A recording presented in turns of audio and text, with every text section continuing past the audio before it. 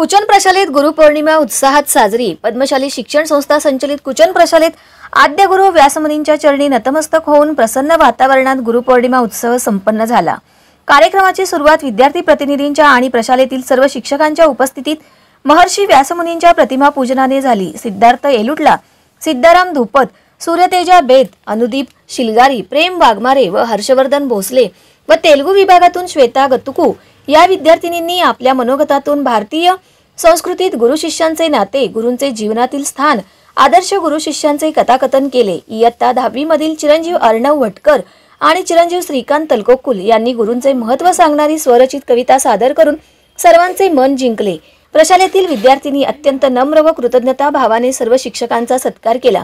प्रशालेतील ज्येष्ठ शिक्षक बसवराज हिटनळी यांनी आपल्या मनोगतातून गुरु शिष्यांचे नाते प्रेमाचे व विश्वासाचे असावे असे मत व्यक्त केले। अध्यक्षीय समारोह प्रसंगी प्राचार्य युवराज मेटे या सरांनी यांनी विद्यार्थ्यांच्या जीवनातील गुरूंचे महत्त्व विशद केले। या प्रसंगी उपप्राचार्य अनिल निंबाळकर, उपमुख्याध्यापक मधुकर धरमसाले, पर्यवेक्षक दत्तात्रय मेरगू, प्रणिता सामल, मल्लिकार्जुन जोकारे, सर्व शिक्षक शिक्षकेतर कर्मचारी उपस्थित होते। प्रशालेतील विद्यार्थिनी साक्षी वटकर हिने सूत्रसंचालन केले। चेतन वडनाल यांनी प्रास्ताविक तर आभार प्रदर्शन आम्रपाली गायकवाड हिने केले।